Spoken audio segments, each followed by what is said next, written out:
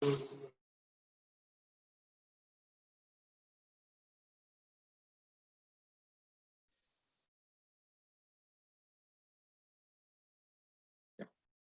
good morning to all, and I am Harinath Reddy. I am going to be discuss about botany assignment.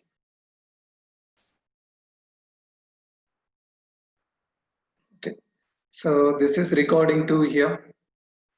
So the genetic material, that is DNA. So the well-defined proof that the first question, the unequivocal proof that DNA is a genetic material came from the experiments of. Okay, who performed the experiments to prove that DNA is a genetic material? That is nothing but Hershey and Chase. Okay, so they performed experiment by using one of the virus, that is bacteriophage and E. coli bacteria. So after performed this experiment, many of the biologists they convinced that DNA is a genetic material. Biochemical nature of DNA is a genetic material is given by Oswald, Avery, MacLeod, McCarthy. But even though many of the biologists they are not convinced. So who given that biochemical characterization for the transforming principle? That is Oswald, Avery, MacLeod, McCarthy. They are the 3 different scientists. Okay. So they isolated DNA, proteins as well as RNA. They also purified DNAs, RNAs as well as protease. DNAs inhibit the transformation process. RNAs, protease did not affect the transformation process. Got it? So next, so the type of genetic material that is present in T2 bacteriophage. The type of genetic material that is present in T2 bacteriophage. So in the T2 bacteriophage, the genetic material present in the T2 bacteriophage is that is double strand DNA. So double strand DNA present in the T2 bacteriophage or T even phases. Double strand DNA is present. Okay. Inside the protein coat of virus. So T even phases, T even bacteriophages that attack or infect E. coli bacteria. Especially they are infect E. coli, Escherichia coli bacteria. Okay. So what is the genetic material present inside this one bacteriophage? That is double strand DNA. Double strand DNA is a genetic material. Okay. So well-defined proof that the genetic material is DNA came from the experiment that is Hershey and Chase. They worked with, especially they are worked with bacteriophage to prove that the DNA is a genetic material. Especially the bacteriophage is T2 bacteriophage. T1 phases like T2 bacteriophage, T4, T6, all these bacteriophage they consist of DNA is a genetic material. Okay, so they are made up of so protein coat and genetic material. Whenever virus infect the any host cell, the protein coat is present outside the host cell. The DNA only injected into the host cell. Whenever that genetic material enter into the host cell, so it synthesize new protein codes as well as new genetic material. And result new protein viral particles are synthesized inside the host cell. Okay. Next, fourth question: virus grew on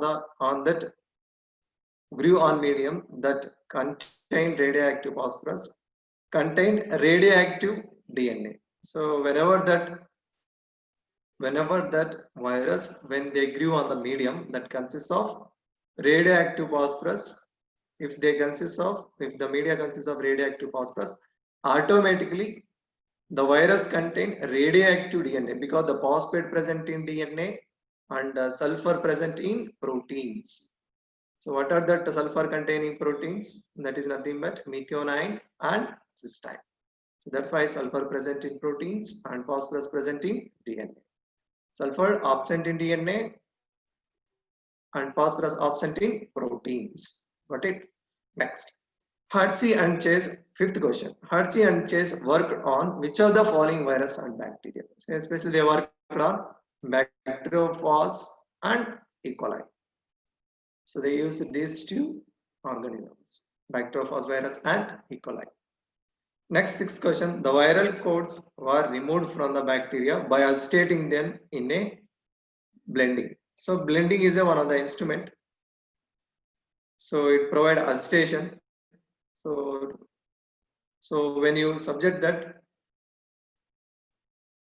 after the first step, that infection, then followed by blending, then followed by centrifugation. So here the blending instrument, they provide agitation. Due to the agitations, what will happen?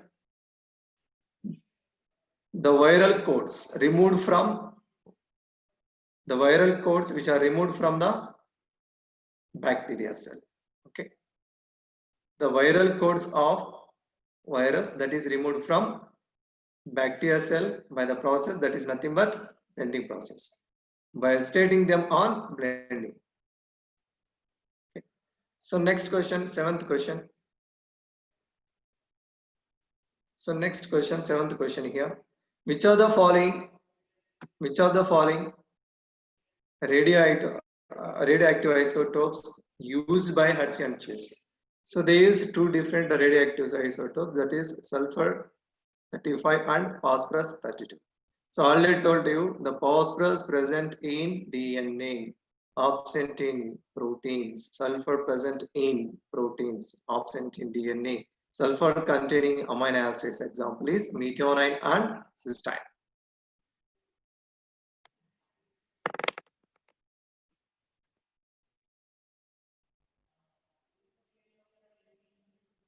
So next, 8th question.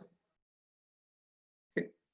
So what is the third step in this Hershey-Chase experiment? That is nothing but centrifugation process. Centrifugation process used for separation of this viral codes as well as bacteria.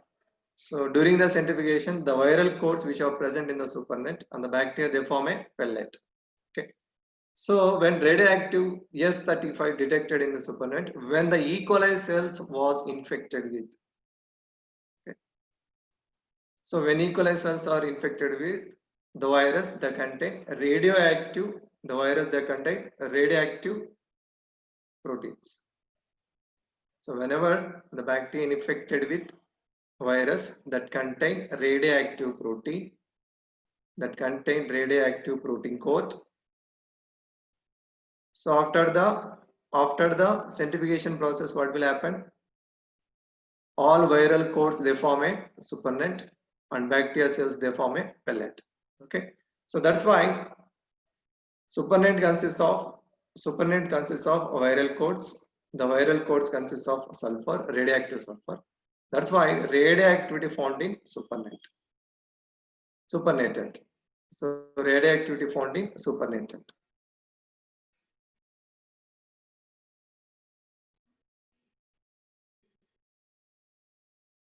Next, 9th question. The virus particles was separated from the bacteria by spinning them on centrifuge. So centrifugation is a process used for separation of particles or molecules based on the density. High density molecule, they form a pellet, and the low density particles which are present in the supernatant. Okay.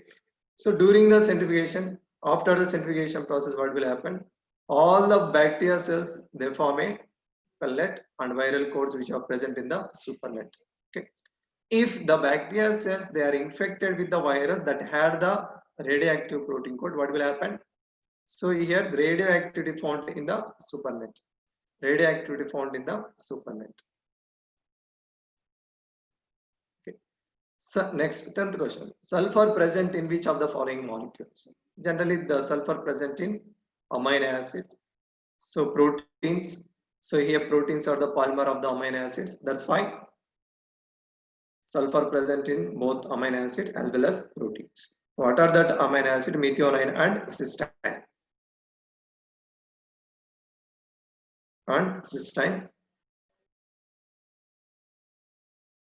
So these are the amino acids. They consist of sulfur. This is all about this assignment.